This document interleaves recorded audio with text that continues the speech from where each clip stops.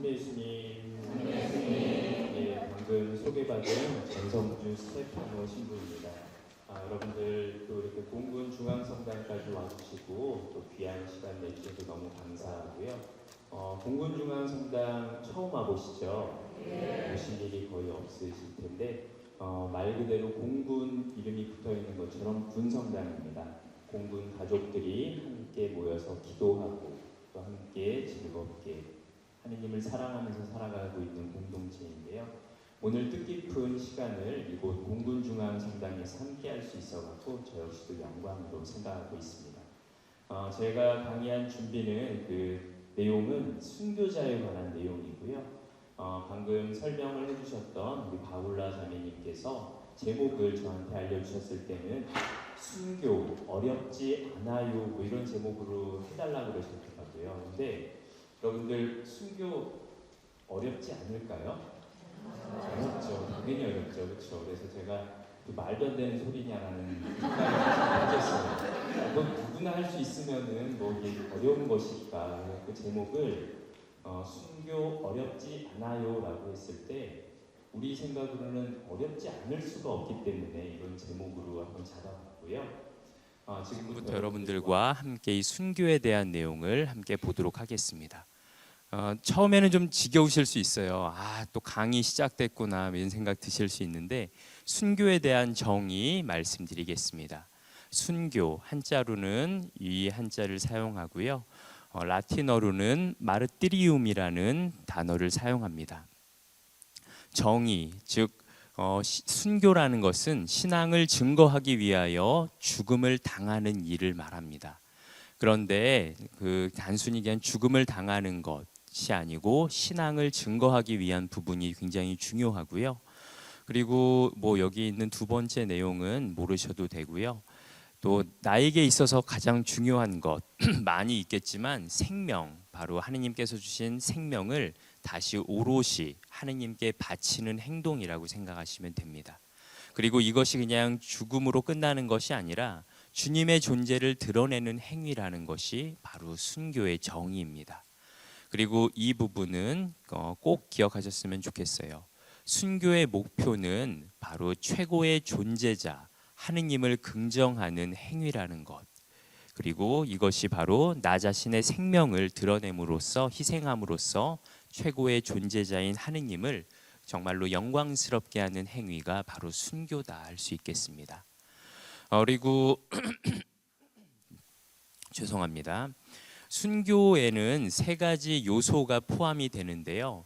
실제로 죽음을 당해야 합니다. 정말로 우리가 여러 가지 방법을 통해서 하느님을 증거하기 위해서 자신이 죽음을 당해야 되는 것이 한 가지 요소이고요. 두 번째는 이 죽음이 그리스도교의 신앙과 진리를 증오하는 자에 의해서 초래되어야 한다는 것입니다. 그냥 단순히 뭐 길을 가다가 죽는 것이 아니고요. 정말로 하느님을 증오하고 하느님을 미워하는 사람에 의해서 죽음을 당하게 되는 일이 또 한 가지의 요소가 되는 것입니다. 그리고 세 번째는 그 죽음을 그리스도교의 신앙과 진리를 옹호하기 위해서 나 스스로가 자발적으로 받아들여야 한다는 그 내용이 포함이 돼야 순교의 요소에 들어갈 수 있다라고 볼 수 있습니다. 그렇다면 순교를 왜 교회에서는 높이 평가하는가? 바로 그리스도를 닮은 모습이기 때문에 그렇습니다. 예수님께서 십자가에 못 박혀 돌아가시는 그 모습, 이것이 바로 우리 그리스도인들이 할 수 있는 순교의 모습, 또 예수님을 닮은 모습이기 때문에 우리 교회에서는 순교를 굉장히 높이 평가하고 있습니다. 그래서 여기 나와 있는 것처럼 그 순교를 통한 죽음이 성부, 하느님의 메시지를 선포하기 위하여 돌아가신 그리스도의 생명에 순교자의 생명을 일치시킨다는 진리 때문에 바로 이 순교를 높이 평가한다는 것입니다. 요거 그 문자 그대로 이해가 조금 어려우시면은 말씀드렸던 것처럼 예수님이 보여주셨던 그 삶을 우리 신앙인들이 증거할 수 있는 부분, 바로 십자가에서 못 박혀 돌아가신 예수님의 모습을 우리가 신앙인으로서 증거하는 모습이기 때문에 이 순교를 교회에서는 높이 평가한다라고 생각하시면 되겠습니다. 예, 뭐 요 부분들 이제 점점 여러분들 눈꺼풀이 감기실 것 같은데 요 내용 조금만 넘어가면 조금 이제 나아져요. 그래서 여러분들 요 부분 그냥 조금 지루하시더라도 이렇게 조금 잘 들어주시면 감사하겠습니다. 아까 말씀드렸다시피 순교자와 그리스도의 유사점은 두 가지로 나타납니다. 첫째, 순교자는 그리스도처럼 생명을 빼앗는 폭력에 저항하지 않으셨고 자신을 성부 하느님께 봉헌한다는 확신을 지닌 채 죽음을 맞이하셨습니다. 십자가에 못 박혀 돌아가셨을 때 그 모습을 기억하시면 돼요. 그래서 성경에 보게 되면 정말로 도살장에 끌려가는 어린 양의 모습으로 예수님이 가시는 모습, 또 그리고 본시오 빌라도와 또 헤로다 앞에서도 자신을 증언하고 변호하기 위해서, 자신이 살기 위해서 그렇게 하지 않으셨습니다. 하느님께 하느님의 뜻을 맞추기 위해서 자신을 기꺼이 봉헌하셨던 예수님의 모습, 그것이 바로 현대의 순교자이기 때문에 그렇습니다. 그리고 둘째, 순교자의 죽음은 그리스도의 죽음에 실제로 참여하기 때문에 교회에서는 이 순교를 높게 평가하고 있습니다. 그래서 교회는 초기 시대 이래 순교자를 공경하며 모든 성인의 통공 속에 순교의 의미를 감사하는 마음으로 기념으로 되새기고 있습니다. 그 로마 시대에도 순교자들이 굉장히 많이 계셨어요. 그래서 로마의 황제들이 콜로세움에서 검투사들이 싸우는 뭐 글래디에이터 영화 같은데 보시면은 거기 잔혹한 모습들이 많이 나오잖아요. 그 검투사들만의 싸움이 아니고 순교자들을 그곳에서 정말로 그 맹수에 밥으로 던져졌습니다. 이런 모습, 이런 그 순교자들의 피를 통해서 교회는 자라났고요. 그 모습들을 우리 마음속에서도 기억하실 필요가 있다라는 생각이 듭니다. 그래서 여기 나와 있는 것처럼 순교는 그리스도와 함께 성부께 자기를 봉헌하는 행위이며 이로써 초대 교회부터 순교를 혈세라고 불렀습니다. 이 단순히 그냥 피를 흘리고 끝나는 것이 아니고 이 피를 통해서 교회는 성장했고 그 정신을 지금도 유지하고 있습니다. 예, 요 부분은 여러분들 그래서 그냥 여기까지만 하면 이제 끝나요, 여러분들. 그래서 예, 마지막으로 이제 마지막 힘을 모아서 함께 보도록 하겠습니다. 예, 저만 읽으면 좀 그러니까요. 여기 부분은 여러분들이 함께 읽어주시기 바랍니다. 예, 시작. 순교는 최상의 은혜요, 사랑의 최고 증명일 뿐 아니라 성체 성사의 상징을 실제로 구현하기 때문이다. 즉 그리스도와 함께 죽고 함께 묻히며 함께 부활하기 때문이다. 예, 이 부분도 여러분들이 기억하시면 좋습니다. 우리가 그래서 미사를 말할 때도 희생 제사라고 표현을 하잖아요. 예수님께서 십자가에 돌아가시기 전에 제자들에게 빵과 포도주를 나눠주셨던 최후의 만찬 때의 모습 역시도 바로 예수님의 자신을 봉헌하는 그 의미가 담겨 있기 때문에 그런데요. 그렇기 때문에 우리가 성체성사, 즉 미사를 봉헌하면서도 예수님의 이 돌아가시는 모습을 함께 기억하고 또 우리 역시도 그 힘으로 이 세상을 살아가면서 우리도 예수님처럼 살아갈 수 있는 힘을 이 안에서 얻을 필요가 있다는 것입니다. 어쨌든 여러분들 이 부분은 교회 헌장 부분은 넘어가도록 하겠고요. 예, 여러분들 요 퀴즈 한번 맞춰보겠습니다. 우리 교회의 첫 번째 순교자 누구일까요? 1번 성 베드로, 2번 성 바오로, 3번 성 스테파노, 4번 성녀 아녜스, 5번 성 세바스티아노.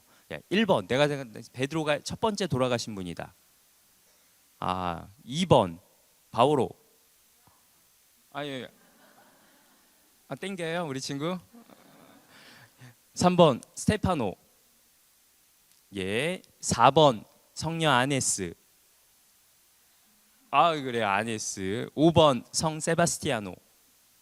아, 예, 여러분들 잘하시네요. 정답 스테파노죠. 예. 선물은 없습니다. 예. 우리 교회의 첫 번째 순교자이세요. 성 스테파노. 사도행전에 등장하시죠. 6장과 7장에 등장하시는데요. 스테파노라는 이름의 의미는요. 그리스 말로 승리의 화관, 월계관, 영광이라는 의미를 가지고 계십니다. 이름처럼 정말로 자신의 죽음을 통해서 교회의 월계관과 영광을 드러내신 분이시죠. 제가 스테파노인데요. 어렸을 때 이게 성인전을 이렇게 보면서 이렇게 설명을 봤어요. 가톨릭 출판사에 나와서 나온 그 성인전을 보면서 스테파노에 대한 내용을 이렇게 잘 읽어봤는데 뭐 주요한 내용이 없더라고요. 돌마저 돌아가셨대요. 그래가지고 남들은 무슨 뭐 교회의 학자고 뭐 굉장히 뭐 기적들을 많이 일으키시고 뭐 이런 것들이 있는데 돌맞아 죽은 거 말고는 없더라고요. 그래서 부모님한테 왜 나를 스테파노로 정하셨냐, 좀 내용도 많고 좀 화려한 분으로 좀 해주지 했는데 나이가 들면서 정말 좋은 그런 성인의 이름을 주셨구나라는 생각을 많이 갖습니다. 그리고 여러분들 그렇게 느끼실지 모르겠지만 여러분들의 받은 이름, 물론 태어나면서 받은 여러분들의 이름도 있지만 교회의 사람으로서 세례를 받으면서 받으신 세례명, 그분처럼 되어 가시는 거 느끼세요?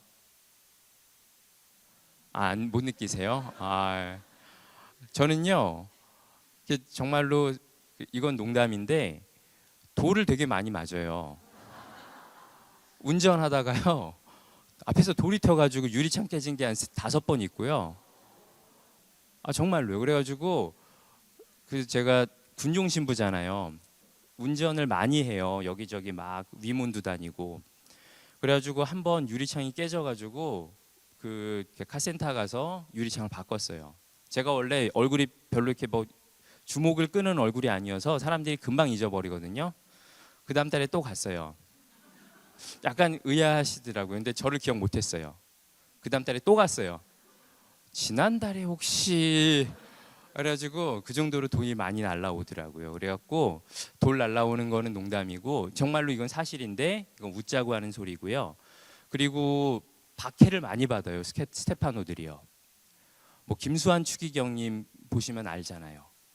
정의에 맞서서 정말로 불의를 못 보시고 정의의 이름으로 정말로 모든 이들을 위해서 스테파노처럼 정말 사셨어요. 여러분들도 여러분들이 갖고 계신 정말로 세례명, 우리 교회에서는 세례명이라는 표현 대신에 과거에는 본명이라 그랬어요. 하느님이 주신 이름, 내 이름이다. 본대의 이름. 그 성인의 이름처럼 여러분들도 살아가실 수 있을 겁니다. 어쨌든 스테파노는 이제 사람들에게 돌을 맞아 돌아가시면서 이 말씀을 하셨어요. 주 예수님, 제 영을 받아주십시오.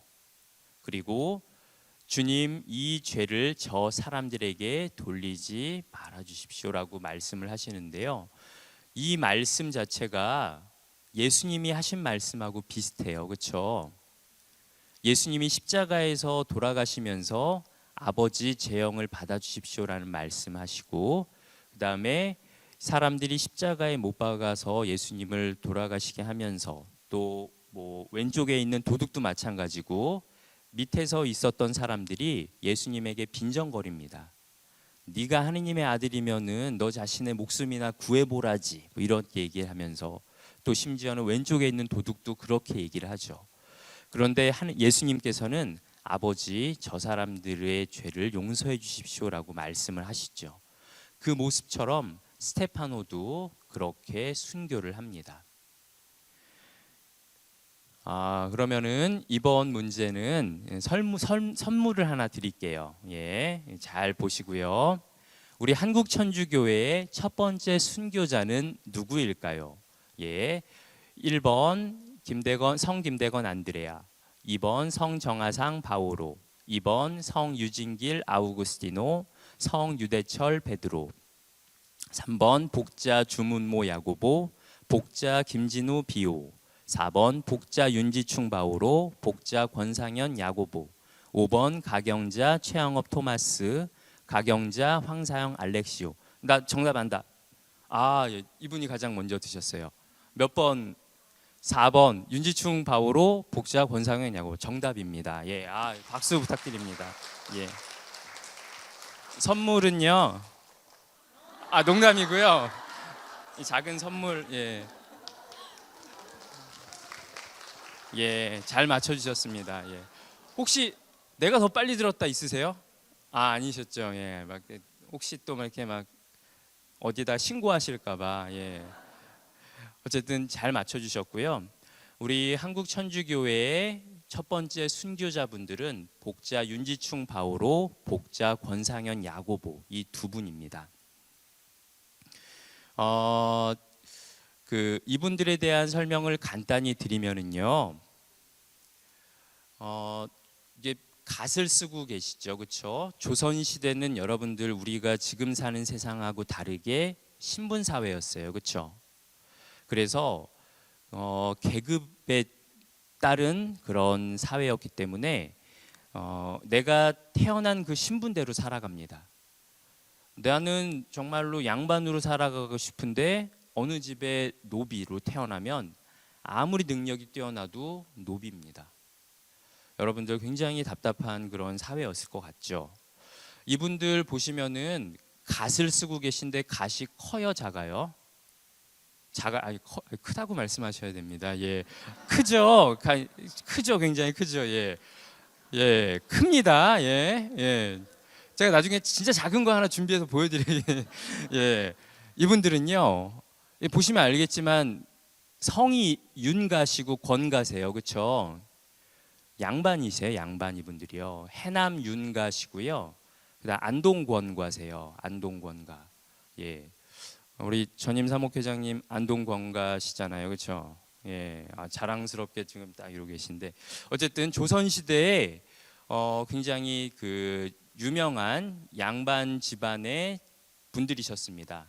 남인 계통 양반들이셨는데요. 이분들이 천주교를 받아들였어요. 처음에는 학문으로 시작을 했죠. 그래서 주어사 천지남 이런 곳에서 천주학을 공부했습니다. 그래서 이분들이 왜 그러면 이분들이 천주교를 공부하기 시작했느냐? 바로 새로운 세상을 꿈꾸셨어요. 조선 시대는 북인, 남인, 노론, 소론. 그래서 이런 네 개의 당파가 있었습니다. 이분들이 자신들이 갖고 있는 이 성리학의 개념을 어떻게 활용해서 처음에는 조선을 발전시킬까를 노력을 했었으나 성리학이 너무나도 한쪽 측면으로만 멈추다 보니까 조선 사회가 멈춰버렸습니다. 함께 멈췄어요. 그래서 이분들이, 남인분들은 새로운 학문을 공부해보자 그러면서 실학 쪽에 관심을 두기 시작을 했습니다. 실제로 활용이 가능한 유용한 학문들을 공부해보자. 그래서 과학이라든지 뭐 여러 천문학 이런 공부들도 시작을 하시고, 그 중에 하나가 또 바로 천주학이었습니다. 가톨릭을 공부하셨어요. 그래서 아까 말씀드렸던 주어사 천지남 이런 곳에 모이셔서 강학회, 즉 지금으로 치면은 세미나를 여섰습니다. 공부해온 것들을 서로 나누고, 그러면서 이것을 한번 해보자. 그러면서 이분들이 이 천주학에서 가르치는 진리가 정말로 유학, 성리학에서 가르치는 것들과 일맥상통한 부분도 있고, 이것을 뛰어넘는 놀라운 진리다 라는 것을 깨달으셨습니다.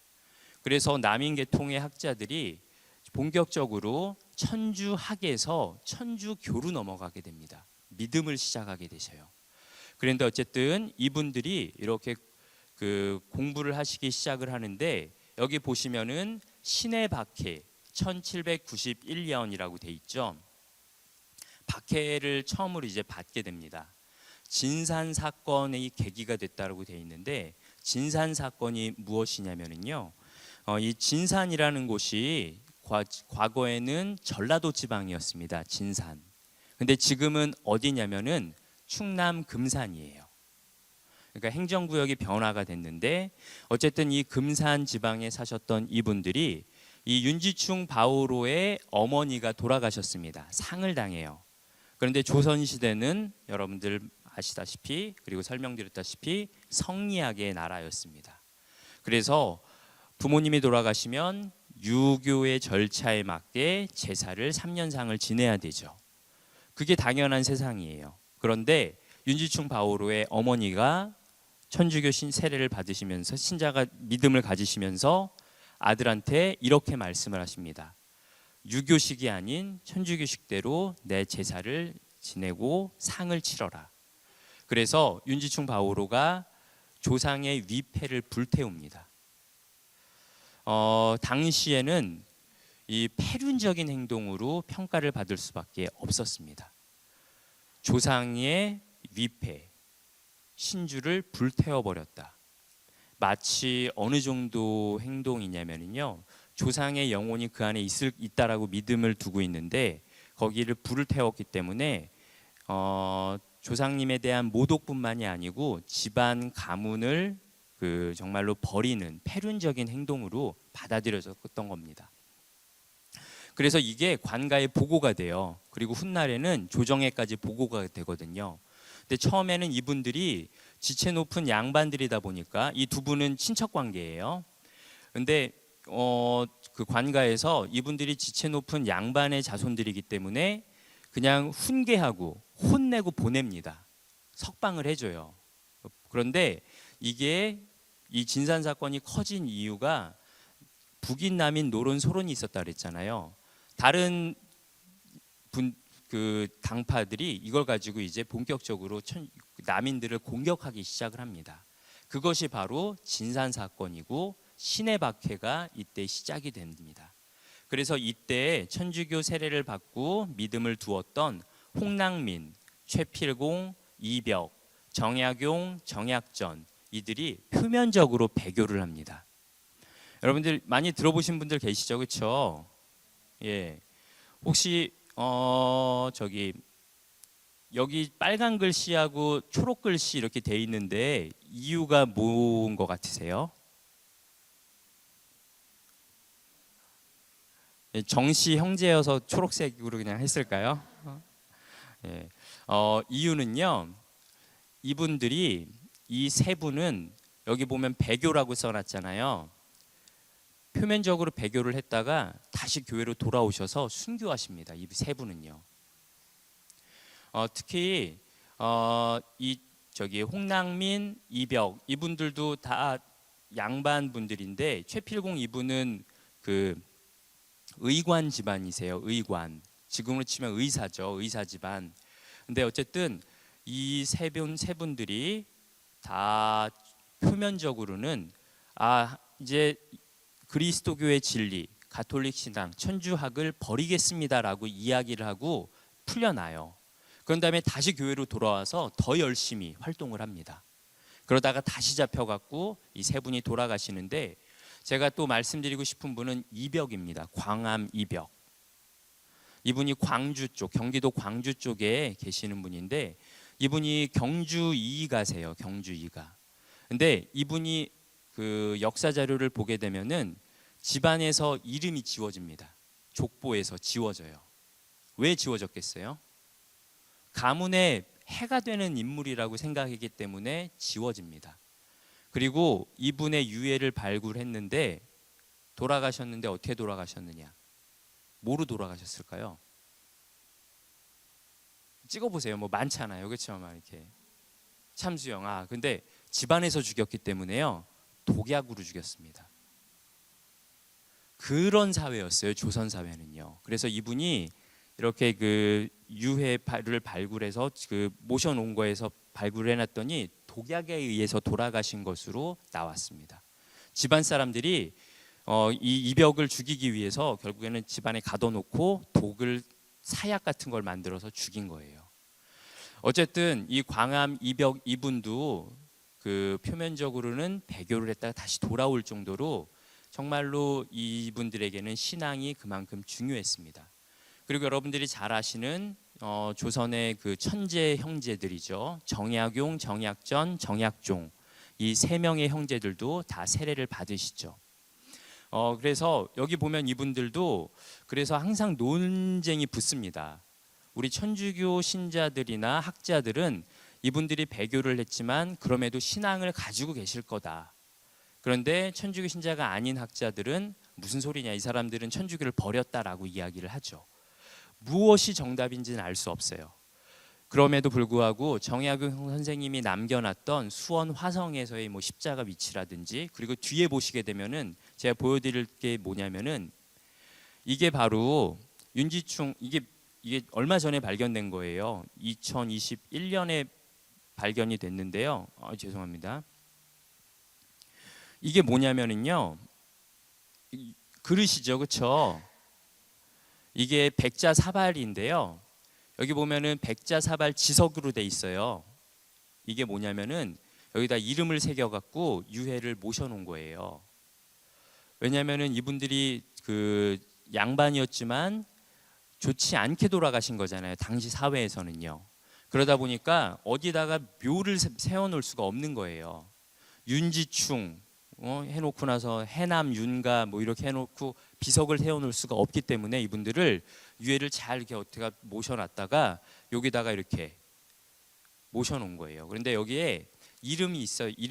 이 이름을 이렇게 써놔갖고 여기 자리에 이분들의 그 유해가 여기 있습니다라고 써놓은 그릇이에요.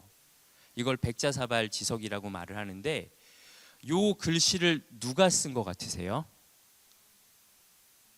정약용이 쓴 거예요. 정약용의 글씨로 지금 추정을 하고 있습니다. 학계에서는요. 즉 물론 이 사람들이 다 혈연 관계가 연결이 돼 있어요. 남인들이 서로 이렇게 붙어 있었잖아요. 그 윤지충 바오로는 그 선조가 윤선도예요. 윤선도가 와가지고 이 해남 윤가들은 또 그 나주정가들하고 같이 이렇게 결혼을 하고 뭐 이러면서 서로 친척 관계들이 됩니다. 그래서 어쨌든 윤지충의 요 백자 사발 지석을 그 정약용의 필체가 쓰여 있는 것으로 추정을 하고 있고요. 어쨌든 그래서 이분들이 정말로 이 정씨 삼형제 중에 이 두 분은 표면적으로 배교를 한 것으로 분명히 보여지고, 심지어는 관직을 맡으면서 신자들을 박해하는 행동들도 하긴 했어요. 근데 정말로 이분들이 신앙을 버렸는가에 대해서는 잘 모르겠습니다. 그래서 돌아가실 때 어떤 마음으로 돌아가셨는지는 모르겠지만 저희 신자들의 마음으로는 그럼에도 불구하고 이분들이 신앙을 버리지 않았을 거다라는 그런 믿음을 갖고 있습니다. 어쨌든 그렇고요. 윤지충 바오로, 그다음에 이 그림을 보시면은 아마 보신 분도 계실 거예요. 이게 목뼈 부분인데, 5번째 목뼈 부분인데 금이가 있죠. 요거는요 참수의 흔적입니다. 목을 맞아가지고요. 이게 단칼에 베어지는 게 아니었다는 건 아시죠? 그래서 이 그 목을 벨 때 이 망나니들이라고 하는 그 사람들이 칼을 잘 들면은 한 방에 가기 때문에 잘 안 드는 칼로 이게 벤다 그럽니다. 그래서 김대건 신부님도 7번인가를 맞고 돌아가셨대요. 그럴 정도로 어쨌든, 그리고 이렇게 칼을 맞다 보면은 이렇게 목뼈에 손상이 갔다고 합니다. 이런 부분들.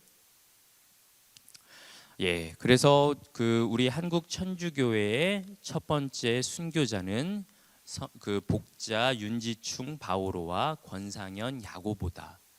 예, 이렇게 알아두시면 되겠고요. 그러면은 제가 뭐 성인, 뭐 복자, 뭐 이런 얘기를 계속 했는데, 혹시 이거 다 아세요? 하느님의 종, 가경자, 복자, 성인. 그래도 들어보신 분들도 계시죠? 그래도 아무리 모르셔도 뭐 복자나 성인은 다 아실 거예요. 그리고 혹시 뭐 인천 쪽에 사셨던 분은 복자여고 뭐 이런 거 들어보셨죠? 예. 그 복자가 이 복자예요. 예. 모르세요? 복자. 예. 어쨌든 이런 건데요. 그렇다면 어떤 차이가 과연 있는 것인가 한번 보도록 할게요. 처음에 원래 이 성인이 되는 단계가요, 이 단계로 갑니다. 하느님의 종, 그 다음에 가경자, 그 다음에 복자, 성인.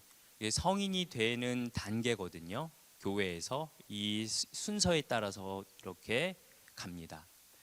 그런데 첫 번째 단계가 하느님의 종이에요. 라틴어로는 세르부스 데이라고 하는데요. 세르부스는 종을 말하고 데이는 데우스, 즉 하느님의 의격입니다. 근데 이 세르부스는 뭐 여러분들 영어로 서번트 있잖아요. 하인, 종, 그 단어예요. 첫 번째 단계가 하느님의 종인데요. 시성 과정에서 추천된 이들을 일컫습니다. 그리고 임시로 정해진 칭호가 하느님의 종이에요. 그리고 이 시성의 후보자, 이 사람들을 하느님의 종이라고 부릅니다. 그래서 교황청 시성성에서 각 교구, 뭐 예를 들면 서울대교구, 뭐 인천교구, 뭐 이런 데서 우리 지역에 성인으로 추대할 만한 분이 계십니다라고 해서 자료조사를 하고 청원서 이런 것들을 올리잖아요. 청원서와 서류를 접수해서 심사해서 교황청 시성성에서 받아들여지면은 이 사람이 공식적으로 이제 가경자가 되는데, 그 전 단계 이런 후보자들을 하느님의 종이라고 부릅니다. 그래서 준비하는 단계에서 이제 이런 후보자분들을 하느님의 종이라고 부르고요. 우리나라에는 어떤 분들이 지금 하느님의 종이냐? 바로 아까 말씀드렸던 광암, 이벽, 요한, 세례자, 그리고 동료 132위, 이분들에 대한 이제 우리가 시성 단계를 준비하고 있는 과정입니다. 그래서 이벽, 여기 계신 분이 이벽이신데 아까 말씀드렸던 집안에서 독약으로 돌아가신 분, 요 분입니다. 이분과 동료 순교자 132위에 대한 하느님의 종을 준비하고 있고요. 그리고 요 분들은 한국전 당시에 돌아가신 분들이에요. 하느님의 종 신상원 보니파시오 아빠스와 동료 37위. 그리고 여기는 여러분들이 한번 같이 읽어주시겠어요?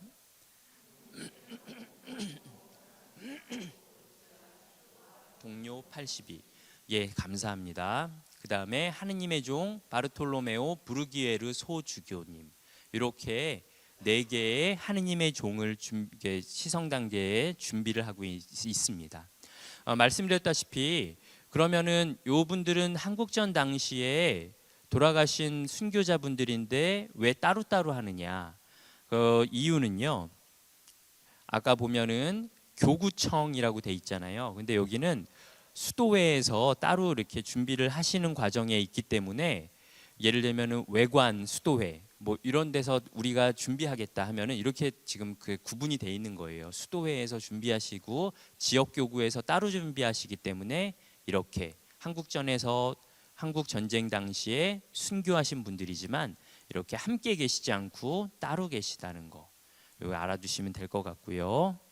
부르기에르 주교님은 한국의 교구장님이셨죠.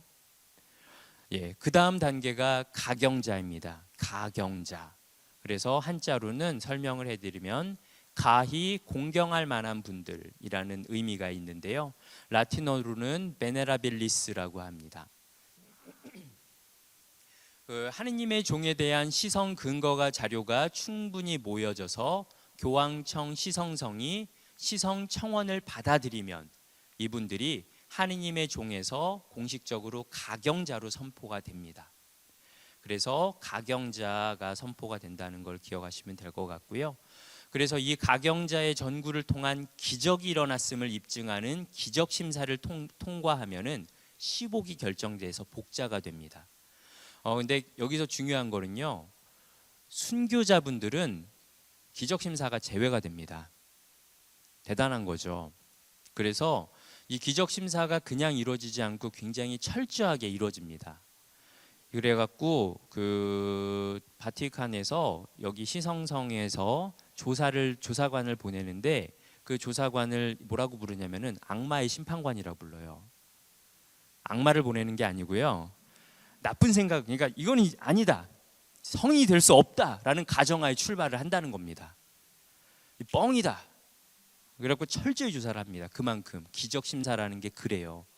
그리고 이게 정말로 하느님에 의해서 일어난 기적인지 아니면은 악마가 장난을 치는 건지 이런 관점에서부터 보기 때문에 이 기적 심사라는 게 굉장히 어렵습니다. 근데 어쨌든 순교자분들은 기적 심사가 제외가 돼요. 왜 그럴까요? 순교의 의미가 바로 예수님께서 돌아가신 그 모습대로 돌아가신 자신의 목숨을 하느님께 봉헌하신 분들이기 때문에 이분들에게는 특별한 기적 심사가 제외가 되는 그런 은총들이 있으십니다. 어쨌든 이렇게 아시면 될 것 같고요. 그러면 우리나라에서 준비하고 있는 가경자분들은 어떤 분들이 계신가? 여기 계신 분이시죠. 최항업 토마스 신부님. 그 다음에 여기 계신 분은 황사영 알렉시오입니다. 최항업 토마스 신부님은 우리나라의 몇 번째 신부님이시죠? 세 번째, 두 번째, 네 번째, 예. 첫 번째라고 해보시죠. 그러세요. 첫 번째 신부님은 절대 아니죠. 김대건 신부님이시기 때문에 우리나라의 두 번째 신부님이시죠. 그 박해를 피해서 조선에서 3명의 신학생을 선발하죠. 그렇죠? 프랑스 외방 선교회 신부님들이 오셨는데 이분들의 외모가 한국인과 다르잖아요. 그렇죠? 그래서 조선시대의 외국인이 우리나라에서 뭔가를 할 수 있는 사회가 아니죠. 그렇죠? 그런 또 심지어는 쇄국 정책을 훗날 또 대원군에 의해서 그렇게 펼쳤기 때문에 뭐 외국인이 들어온다라는 거는 감히 상상할 수도 없는 사회에서 외국 신부님들이 처음에 들어오셨어요. 그래서 상복을 입고 다니셨어요. 상복을 입은 사람에게는 사람들이 피했거든요. 어쨌든 그리고 밤길, 근데 뭐 사람들이 다니는 길이 아니라 숲길, 동물이 다니는 길 이런 데로 다니셨어요. 근데 어쨌든 외모가 다르다 보니까 발각이 되셨죠.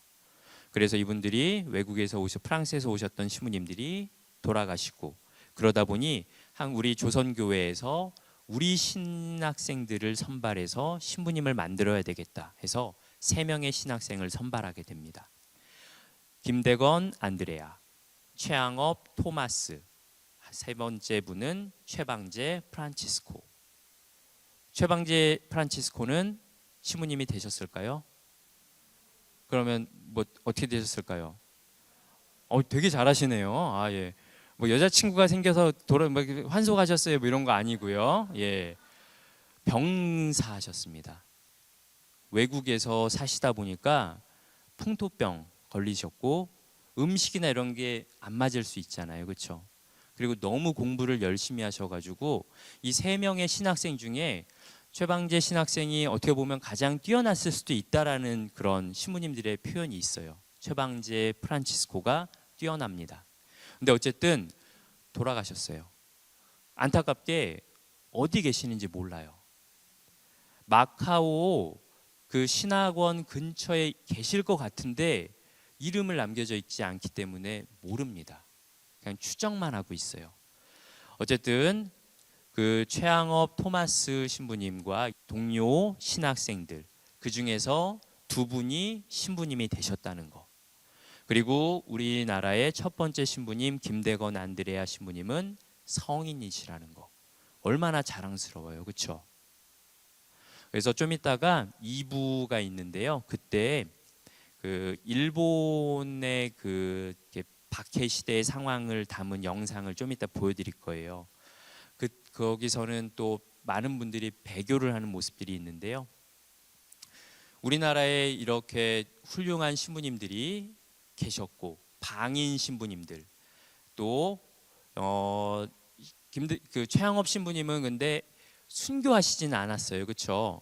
과로사 뭐 장티푸스나 아니면은 그 당시에 여름 정도셨기 때문에 상한 음식을 드셨을 것 같다라는 식중독 뭐 여러 가지 설이 있습니다. 그런데 어쨌든 신부님이 정말로 공소들을 너무 많이 맡으셨기 때문에 과로하셔서 돌아가셨습니다.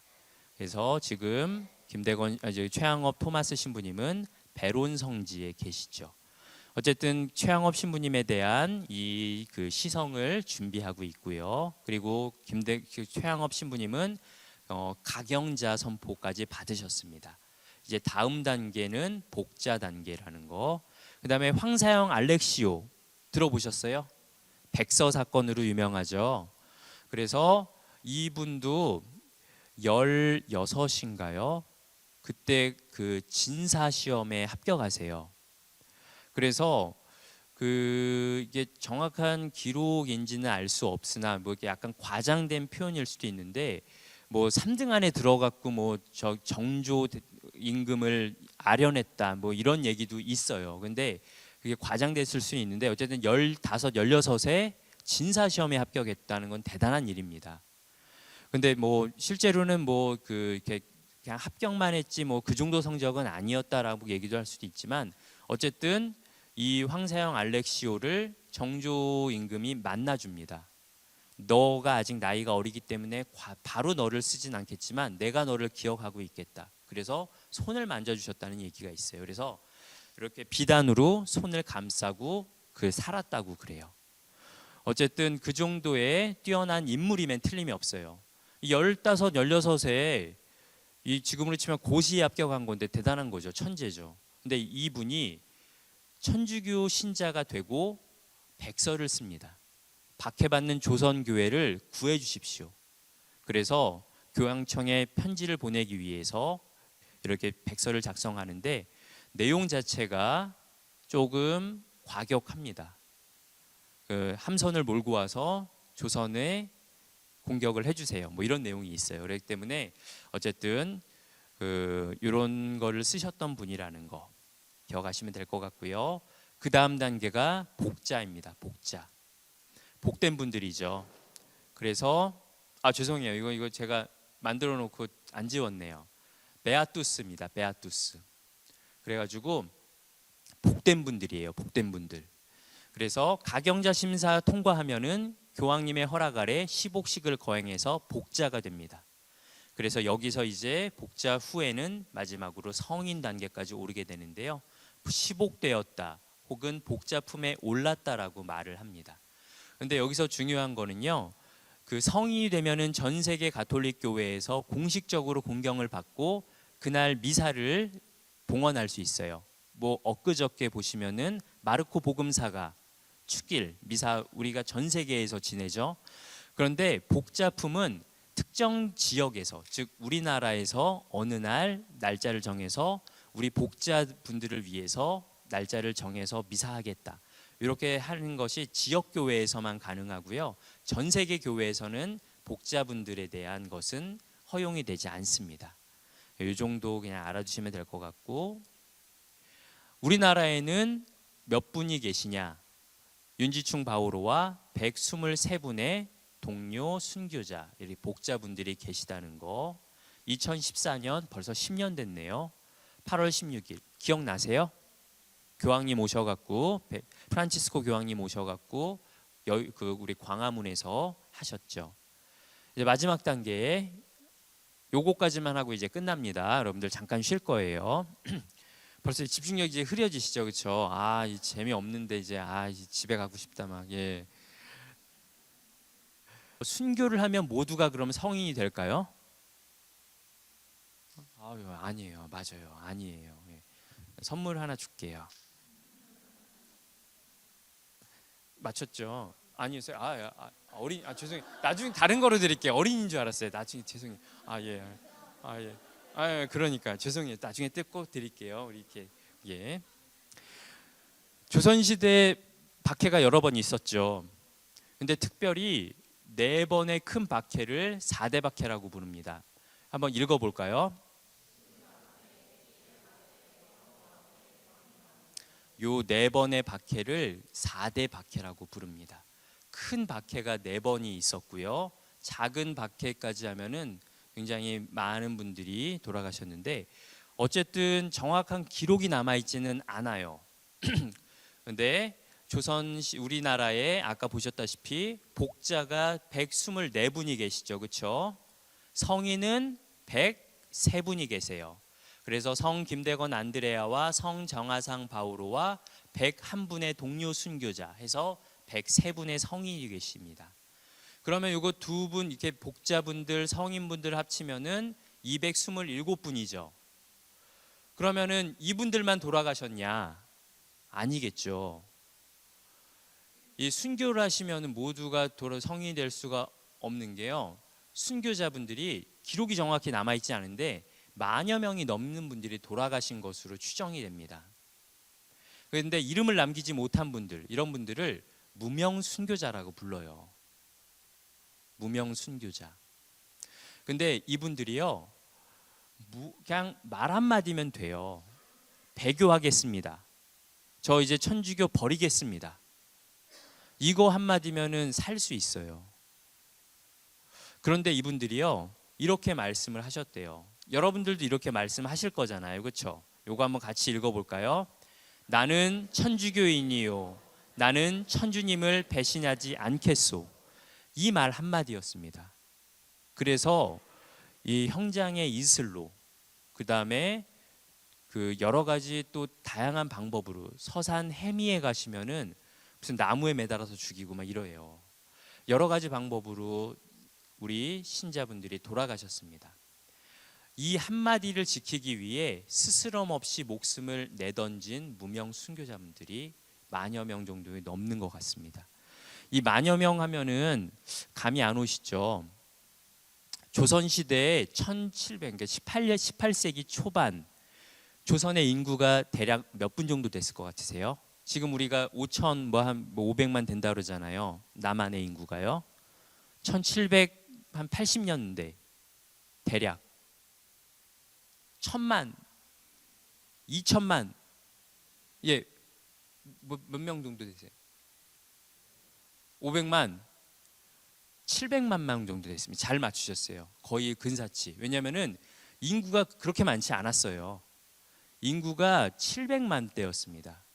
그리고 조선 총독부에서 인구 조사했을 때도 그러니까 1000만 명이 조금 넘는 정도 수준이었어요. 이게 인구가 폭발적으로 늘어난 게 120여 년 정도밖에 안 됩니다. 그러니까 베이비 붐이라고 하는 그때 인구들이 늘어난 거지요. 조선 시대에 처음부터 인구가 막 1000만 가까이 되지 않았습니다. 어쨌든 전 조선의 인구, 그러면 이때는 일찍 죽잖아요. 많이 죽잖아요, 사람들이요. 그리고 뭐 3년에 한 번씩 막 외적들도 오고 뭐 중국에서도 오고 막 전쟁도 일어나고 많이 죽었습니다. 그러다 보니 인구가 700만 명 정도 됐어요. 700만 명 후반대. 어쨌든 800만 명이 넘지 않았는데 이때 10,000명이 죽었다면은 대단히 많이 죽은 거예요. 이게 엄청난 겁니다. 천주교 신자들이 이만큼 죽었다는 거는요. 근데 어쨌든 나는 천주교인이요. 이 한마디를 지키기 위해 이분들은 목숨을 내놓으셨습니다. 그래서 여러분들 우리가 잠시 휴식을 하기 이전에 무명의 순교자분들, 이름이 있으신 분들은 우리가 기도할 수 있잖아요. 그리고 우리가 뭐 124분의 복자분들 이름을 다 알지 못하고 103분의 성인분들 이름을 다 알지 못하더라도 우리가 그래도 성인 호칭 기도 이런 거 보면 나와 있잖아요. 근데 어쨌든 이 무명의 순교자분들 이름도 남기지 못하고 돌아가셨지만 정말로 하느님을 사랑하셨고 예수님의 삶을 닮으려고 노력하셨던 이분들의 모습을 우리가 기억해야 되고요. 그래서 이 무명의 순교자 앞에라고 하는 이혜인 수녀님의 시가 있어가지고요. 이제 한번 제가 살짝 읽어드릴게요. 오래전에 흙 속에 묻힌 당신의 눈물은 이제 내게 와서 살이 있는 꽃이 됩니다. 당신이 바라보면 강산과 하늘을, 나도 바라보며 서 있는 땅. 당신이 믿고 바라고 사랑하던 임을 나도 믿고 바라고 사랑하며 민들레가 되고 싶은, 안 보이네요. 죄송합니다. 예. 예, 어쨌든 여기 잘 읽어드리고 싶었는데 안 보여가지고 못 읽겠네요. 예, 못 외웠어요. 죄송해요. 예. 이혜인 수녀님 오시면 혼나겠네요. 이거 시도 못 외웠다고. 예, 그렇죠? 한번 찾아보시고요.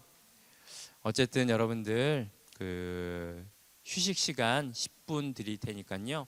예, 잠시 쉬겠습니다.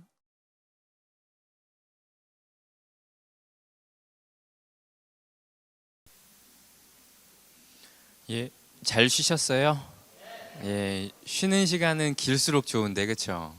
짧아갖고 좀 아쉬웠을 것 같습니다. 예, 그러면은 오늘 피정 강의 2부 시작하겠습니다. 2부는 1부만큼 길지는 않고요. 예, 희망의 메시지죠, 그렇죠? 이게 바로 복음이죠, 기쁜 소식. 예, 예. 그래서 처음에 이제 우리가 시작했던 제목 다시 한번 생각해 볼게요. 순교 어렵지 않나요? 그렇죠? 어렵지 않으면 모두가 했겠죠, 그렇죠? 근데 그렇지 않습니다. 당연히 어렵죠.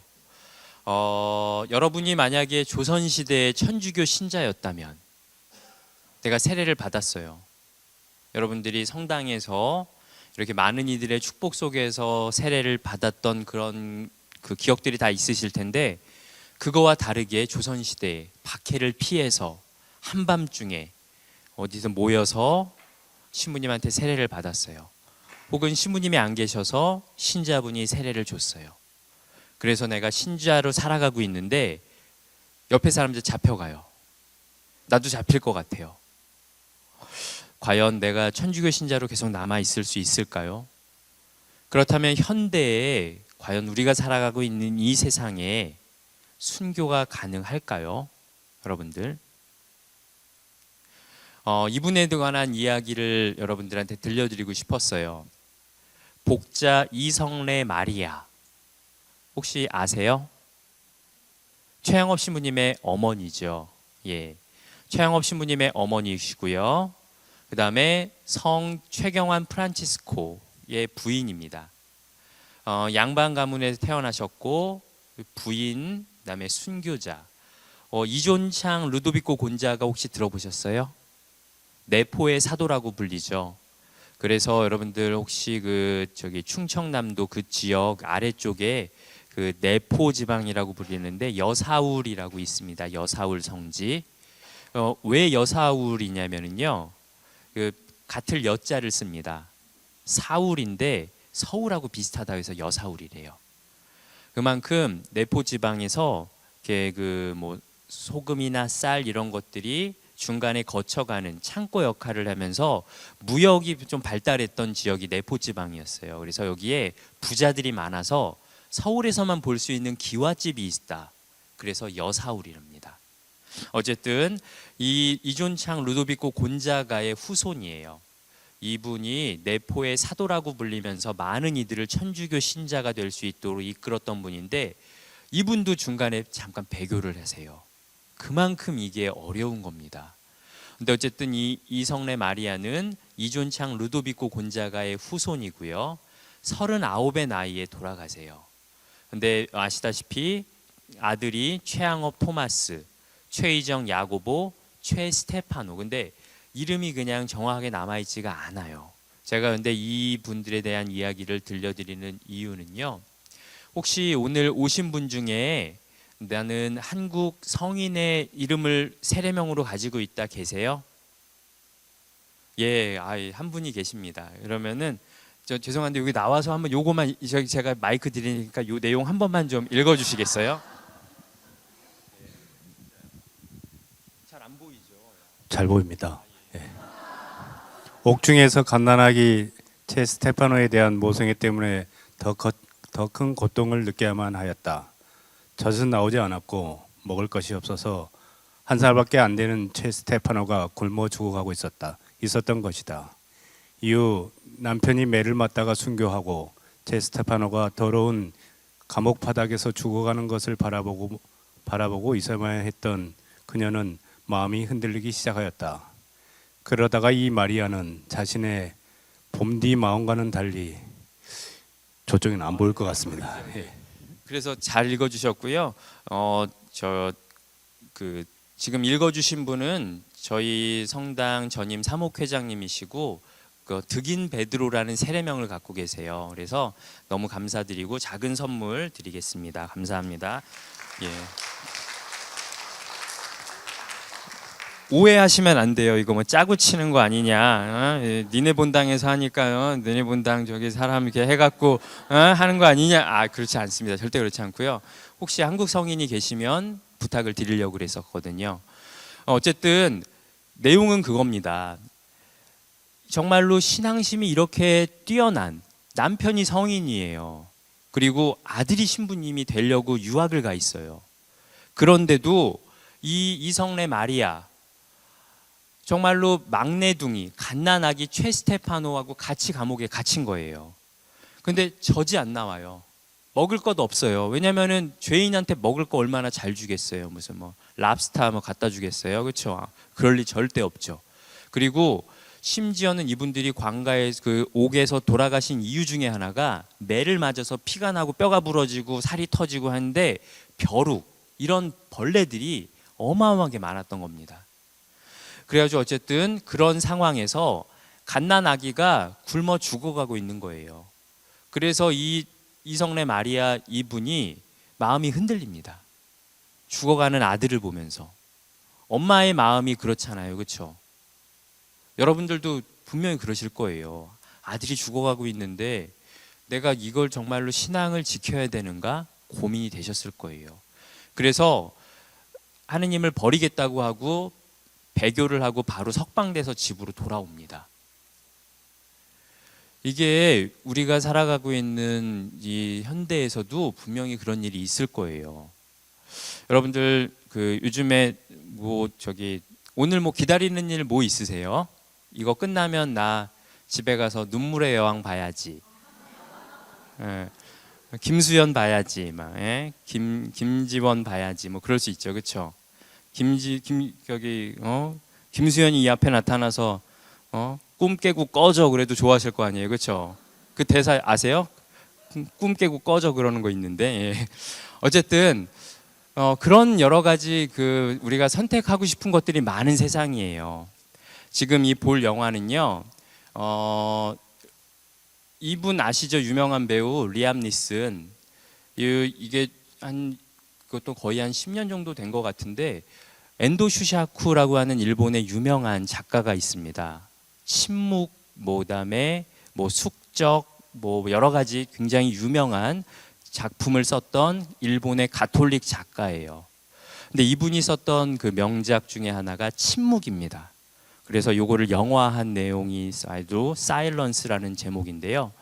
요 내용에서 일본에서 박해했던 그 시대의 상황이 나와요. 그래서 영상을 잠깐 보도록 하겠습니다.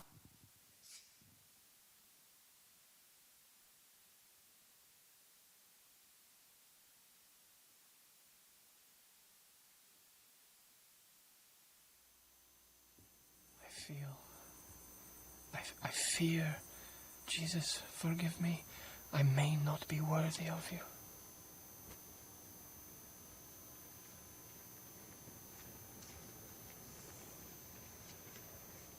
こんなもの形ばかりのことじゃ。一歩でいい、心から不満でいい。一歩足かけたところで真理に傷つくまい。正直わしもこんなことどうでもよい。やればさっさと済ませて皆でこの日差しから逃れようではないか。そっと軽くでよい、かすめる程度でもよい、どのように踏んでも構わぬ。それだけでお前たちは即刻自由の身じゃ。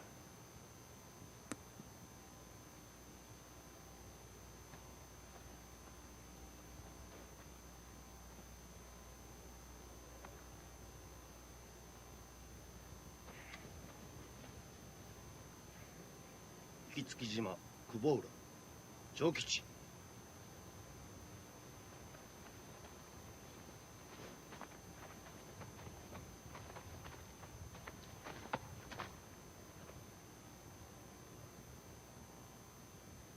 ただの絵ではないか。足をかけよ 성화입니다. う。はよ 성모님이나 예수님이 그려져 있는 성화를 밟으라고 이야기를 해요. 次。同じく春。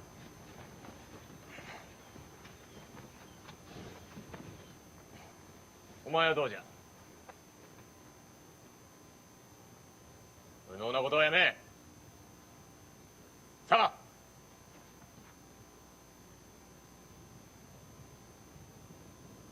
次。同じく東兵衛。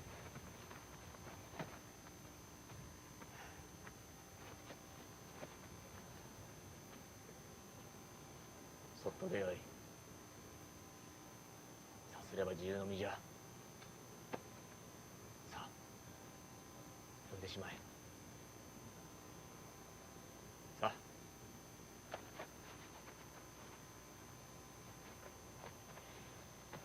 次。同じくまた一。一歩じゃ。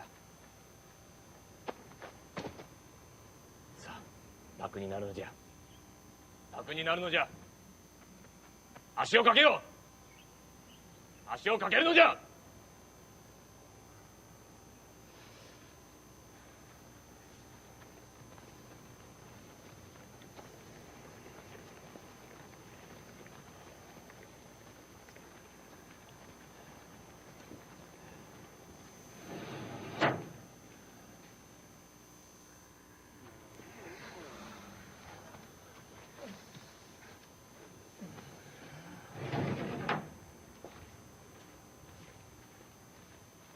皆を牢に戻せ。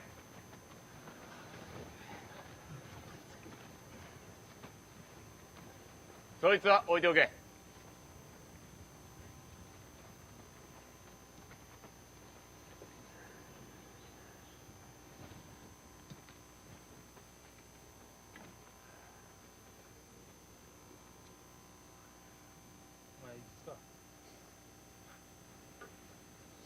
28歳。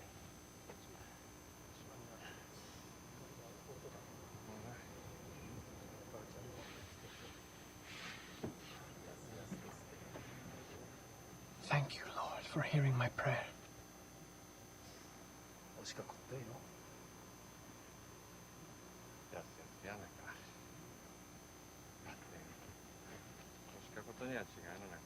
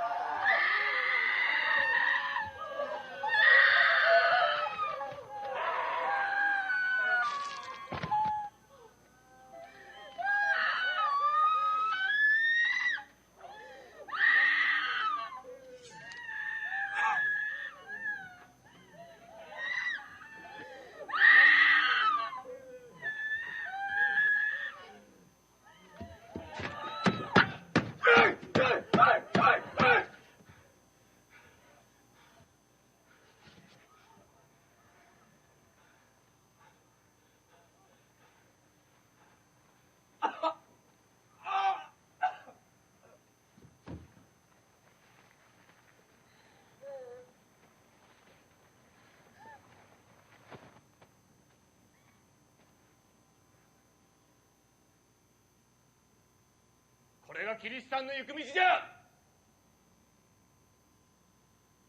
だがその道を歩まぬための手本も見せてやる。これ。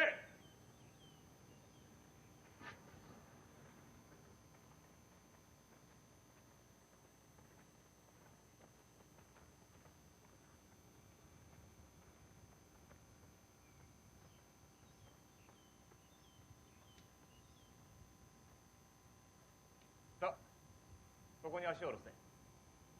どうさもなかろう。確かにこやつは慣れておる。だがその行為がいかにたやすいかとくと見ておれ。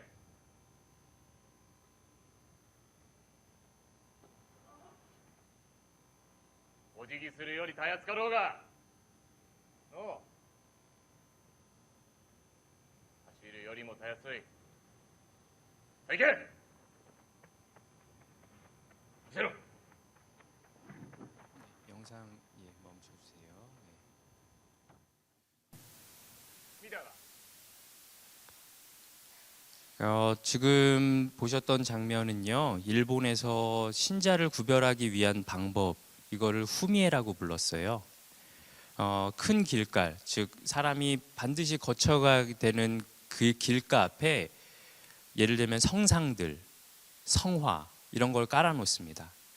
여러분들 신자인데 예수님 밟을 수 있으세요? 못 밟죠.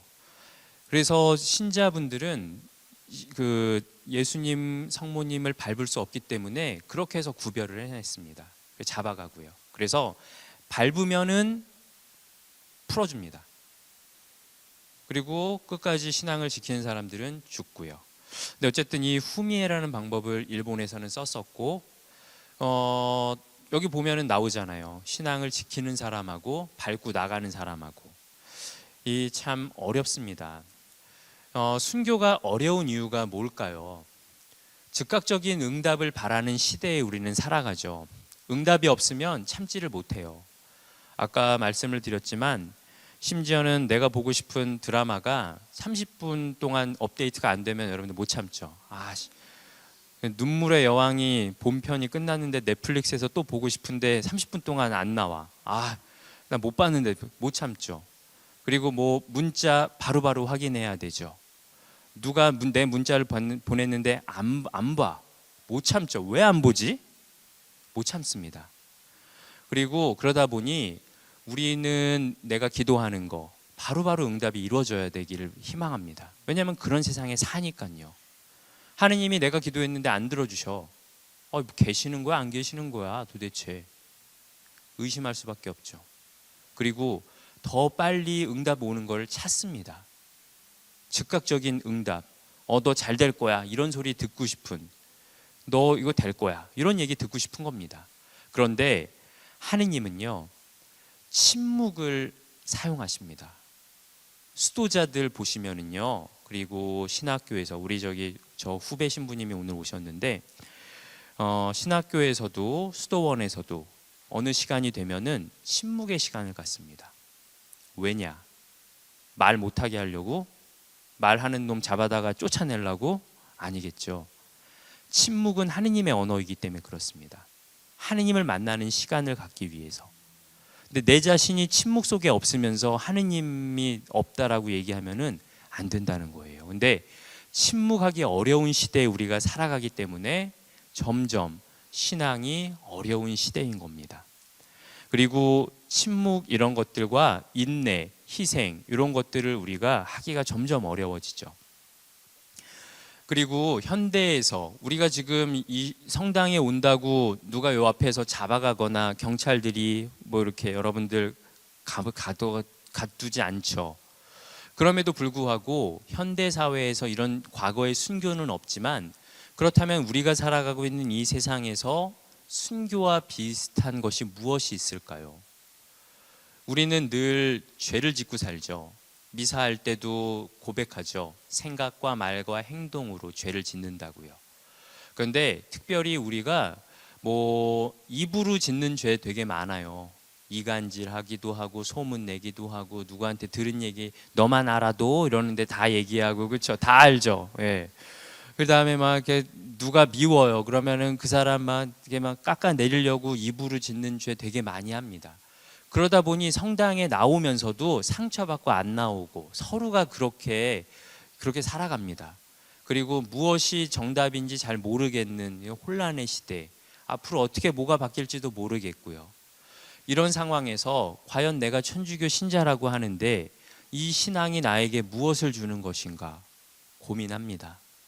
그러다 보니 나는 과연 배교자인가 신앙인인가?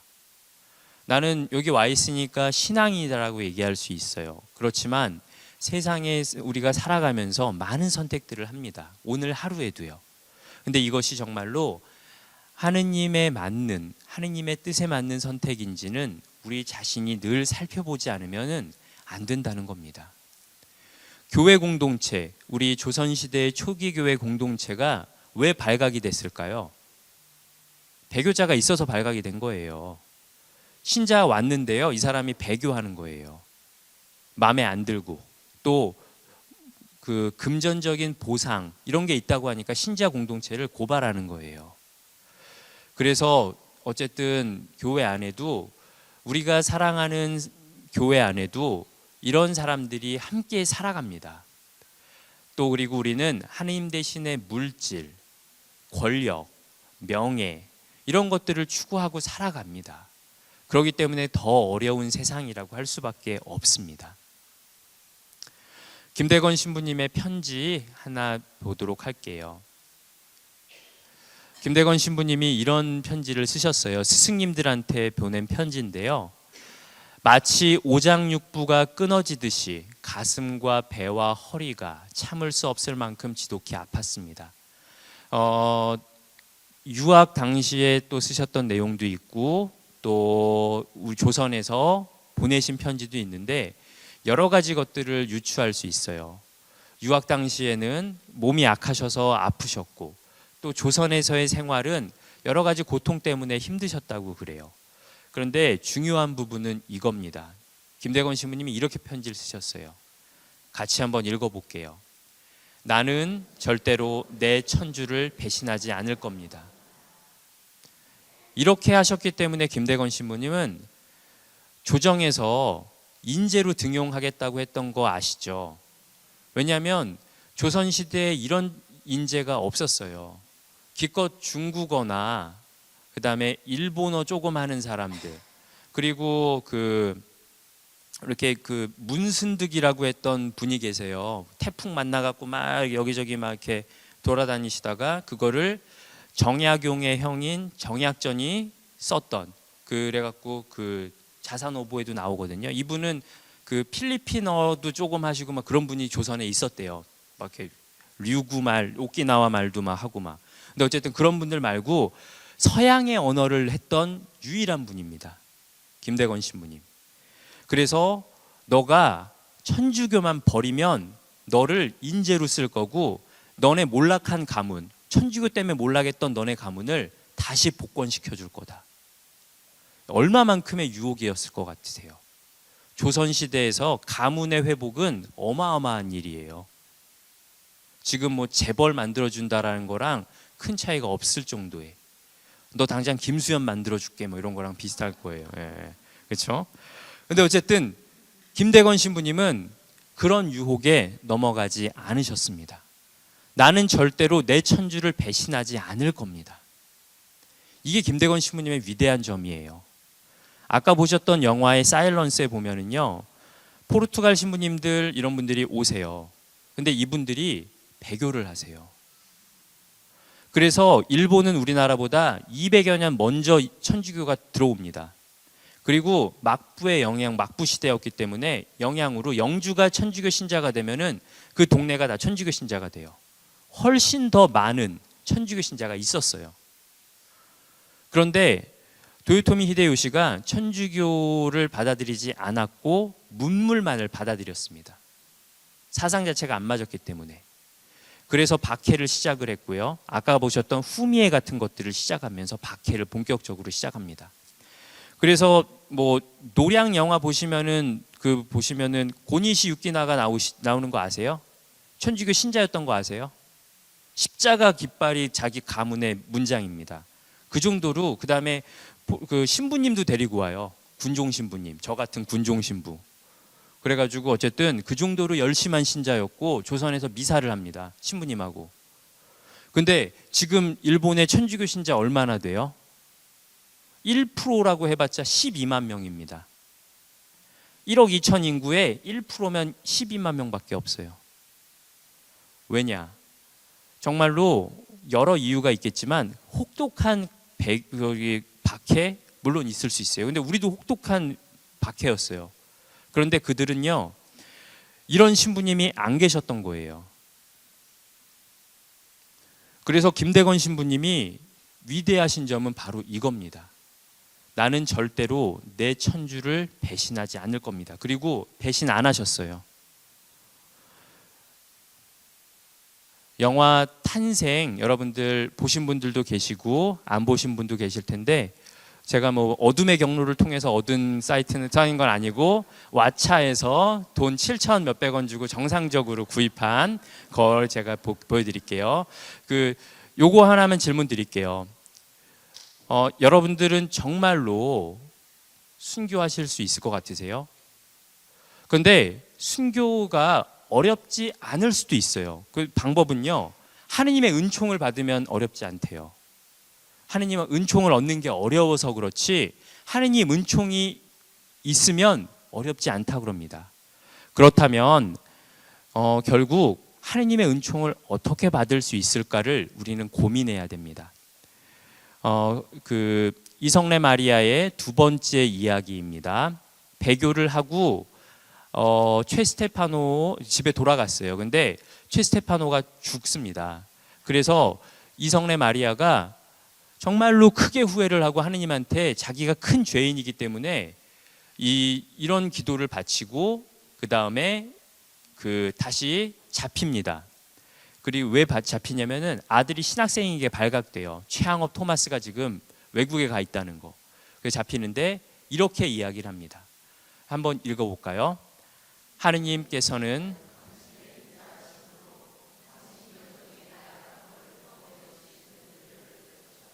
예, 감사합니다. 잘 읽어주셨고요.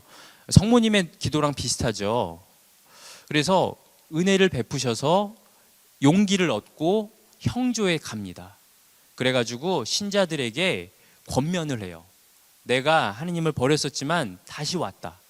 그리고 나는 하느님을 위해서 목숨을 바칠 것이다. 이렇게 얘기를 해서 천주교가 어떤 것인지를 증언을 하고 돌아가십니다.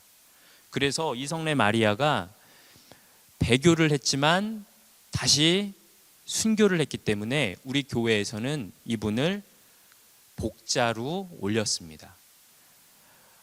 너무 어쨌든 그렇고요. 그 다음에 이렇게 말을 합니다. 마지막에 이제는 다들 가거라. 절대로 천주와 성모 마리아를 잊지 마라.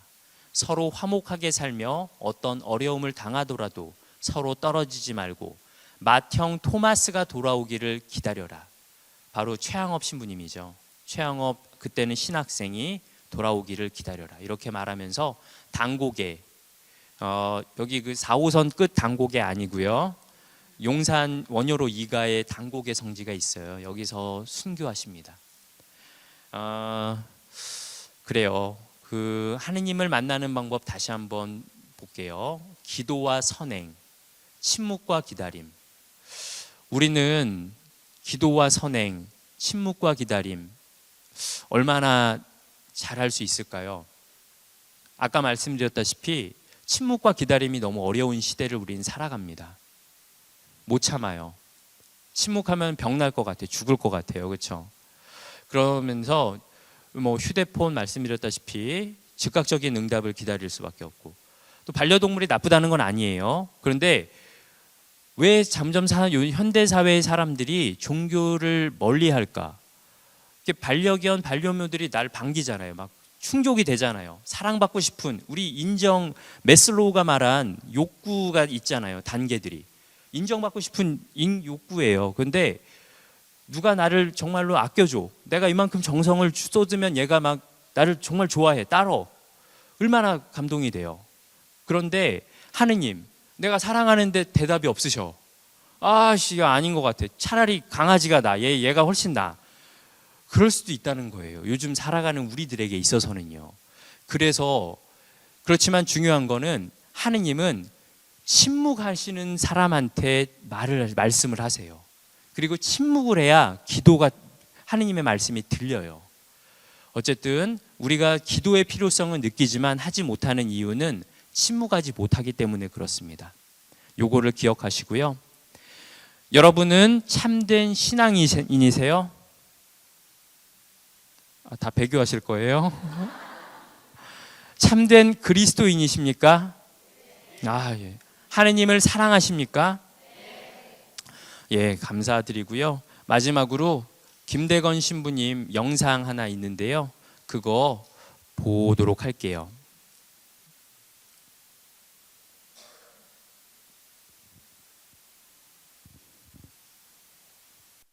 3번 틀어주세요.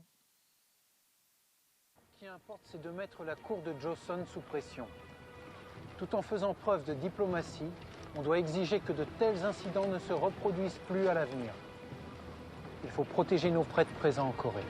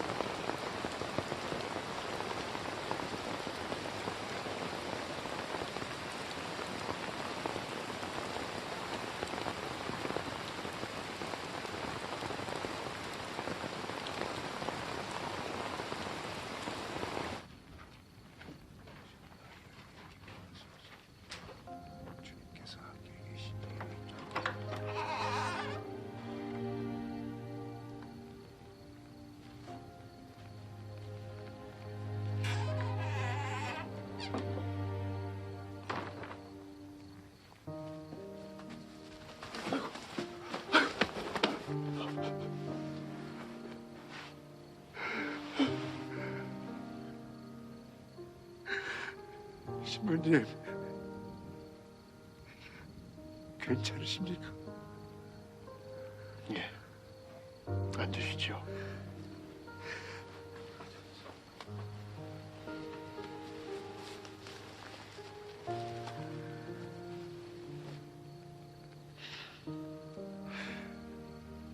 왜 멀리 도망가지 않으셨습니까? 우리 자매님들 지켜야 해서요. 그러니까 왜 자매님들 데리고 멀리 도망가지 않으셨냐고요? 작당을 하신 거 아닙니까? 나 잡히면 다 같이 잡히기로. 멀리 가려면 한강에서 나룻배를 타야 하는데 제가 다시는 배 안 타기로 맹세를 하지 않았습니까? 조정 위신도 좀 세워주고 신부님 체면도 좀 살려드려야 해서. 뭐라고요? 저 정도 되는 거물이 잡혀주어야 조정도 백성들한테 내세울 게 있을 테고 신부님도 쓸쓸하시지 않을 것 아닙니까?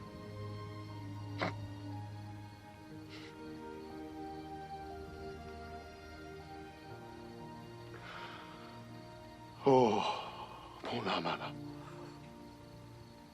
형제님은 지금 죽는 것이 즐겁죠? 오, 보라매야. 저랑 같이 죽게 되어 여한이 없다고 하셨으면서. 누가 그래요? 포도대장님이요. 그래서 제가 이렇게 고문도 면했지 않았습니까? 아이고, 참. 삼도수군 통제서도 지내신 분이 입은 그렇게 가볍대.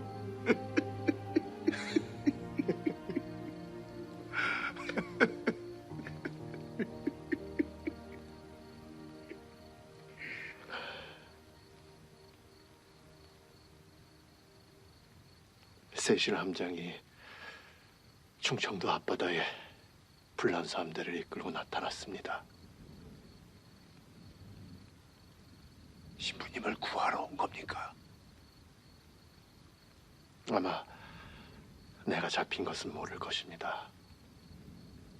내가 바라는 것을 아시는 분이니 조정에 그냥 위협만 가하고 갈 가능성이 크고 그럼 내 죽음이 앞당겨질 수도 있습니다.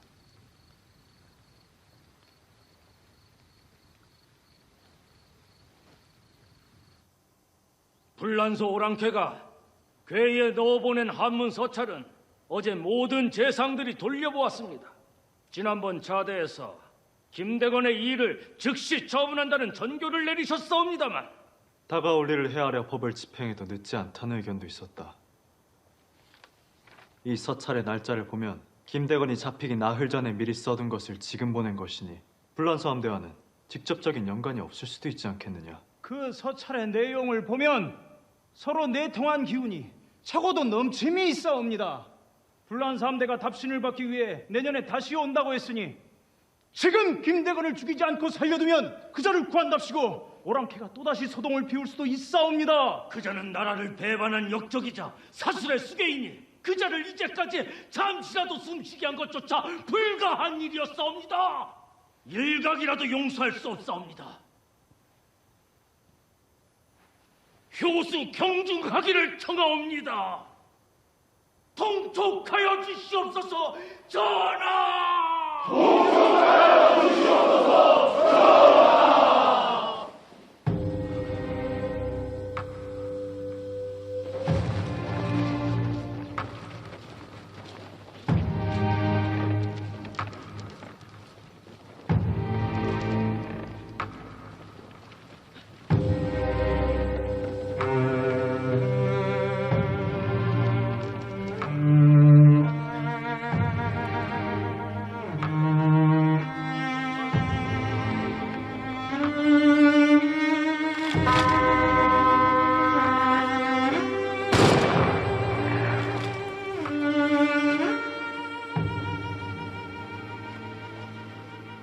천주교 제인 김대건은 국채와 경법을 어기고 외국 오랑캐를 따라 사술의 수괴가 된 자로 본국을 배반하고 반역의 죄를 저질렀으므로 효수 경중에 처한다.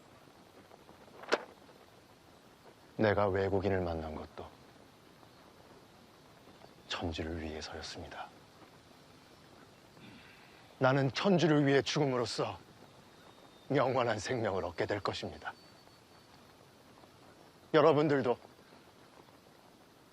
천주를 믿고 천주를 따라서 하십시오. 시행하라.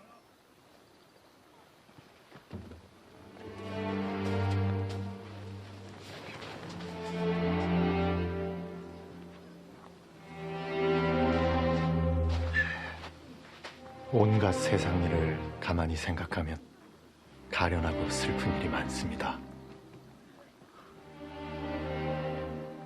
이 험한 세상에 한번 나서 우리를 내신 임자를 알지 못하면 보람이 없고 살아도 쓸데가 없습니다.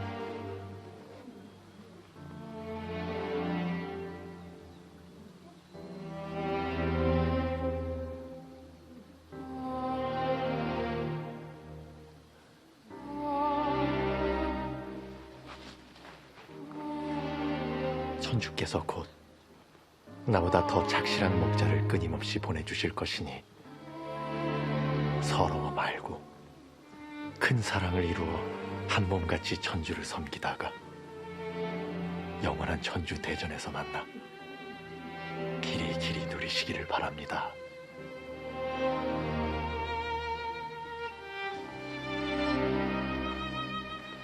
신님 시신은 우리가 모셔야 합니다. 그래야지.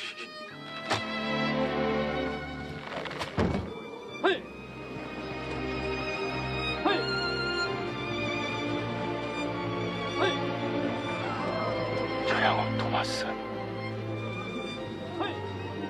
잘 있게.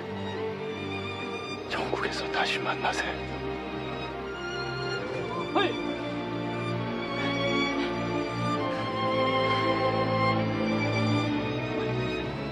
우리 엄마 고우를 쓸라를 부탁하네.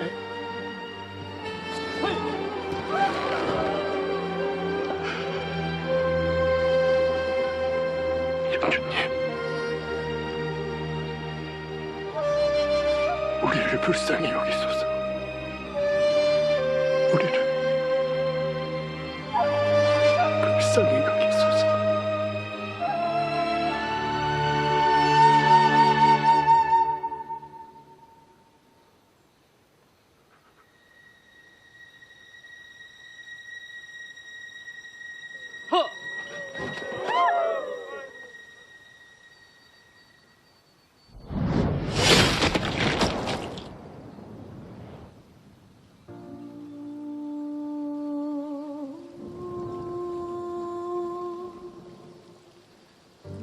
영상 끝내주세요.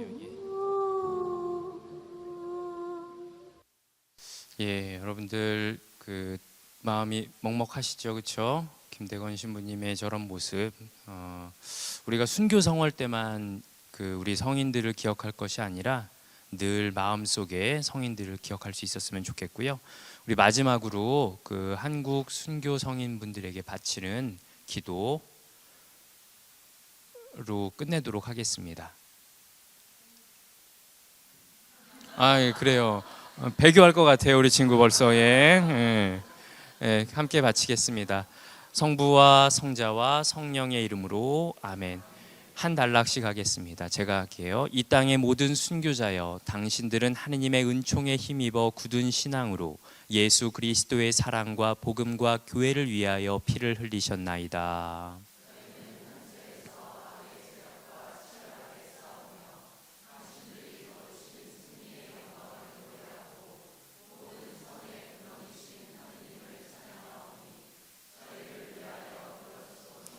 위대하신 순교자들이여, 천상 모우이신 성모 마리아와 함께 저희를 위하여 빌어주시어 하느님의 자비를 얻어주소서.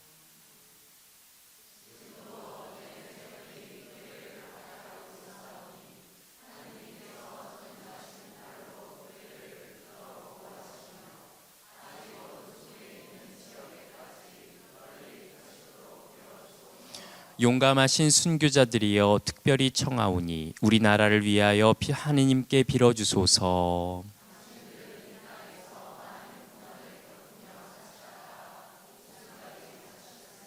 전능하신 하느님께 빌어주시어 교회를 이 땅에서 날로 자라게 하시며 사제와 수도자를 많이 나게 하시고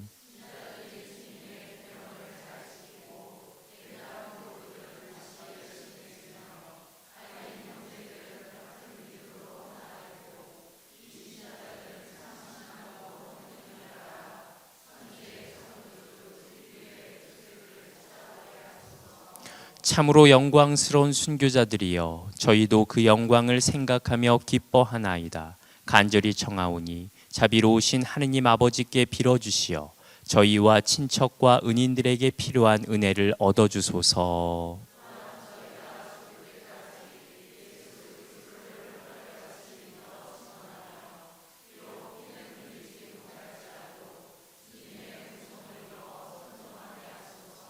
성 김대건 안드레아와 성 정하상 바오로와 동료 순교자들이여. 예, 긴 시간 이렇게 함께 해주셔서 감사하고요. 성부와 성자와 성령의 이름으로 아멘. 예, 여러분들 또 오늘 은총의 피정 이어서 계속 하시기 바랍니다. 감사합니다.